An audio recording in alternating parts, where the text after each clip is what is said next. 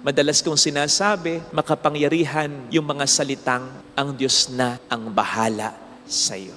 Sabi nga po sa 2 Timothy 3:16-17, all scripture is inspired by God and therefore very useful for teaching, so that the one who belongs to God may be competent, equipped in doing good work.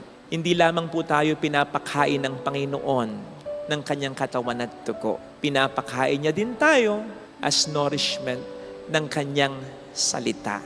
Bawat salita na sinasabi niya sa atin, ating paniwalaan, ating seryosohin, sapagkat ito ay may magandang mensahe at maidudulot sa atin.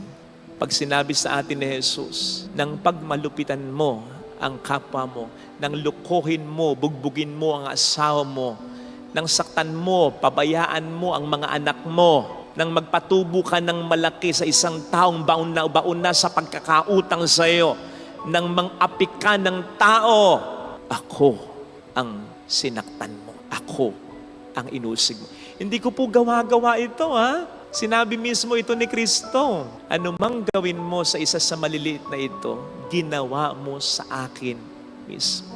Lagi po nating pag-iisipan yan, yung bersikulong yan. Bakit mo ko inuusig? Bakit mo ko sinasaktan? Bakit ang laki ng patubo sa aking utang? Bakit mo ko pinabayaan? Si Kristo ang siyang nangungusap sa atin. Yan. On the other hand, sa panig naman ng taong inaapi, sinasaktan, inuusig, yung pangalawang bersikulo, nang sabihin ng ating Panginoong Hesukristo, ang aking laman ay tunay na pagkain at ang aking dugo ay tunay na inumin. Ang kumakain ng aking laman at umiinom ng aking dugo ay nananahan sa akin at ako sa Kanya.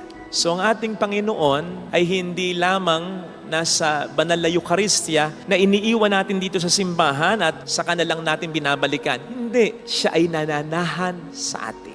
Kaya sa totoo lang, hindi tayo minorya, tayo ay mayorya. Hindi tayo talaga mahina, tayo ay malakas kung kasama natin talaga siya. Hindi talaga tayo kulang, tayo ay kumpleto at sobra-sobra pa. Hindi tayo nag-iisa dahil ang Panginoon ay ating kasama. Now that should take off a lot of burdens sa buhay natin. Kapag inuusig tayo, kapag pinapahirapan tayo, yung paniwalaan natin na hindi tayo nag-iisa, kasama natin si Kristo. In fact, pwede nating sabihin, hindi man diretsyo sa taong gumigipit sa atin, pwede nating isipin, pwede nating sabihin sa panalangin, hindi lang ako ang inaapi mo. Hindi lang ako ang pinahihirapan mo. Hindi lang ako ang niloloko mo. Hindi lang ako ang sinasaktan mo. Kasama ko si Kristo. It should take off a lot of burdens on our shoulders, realizing that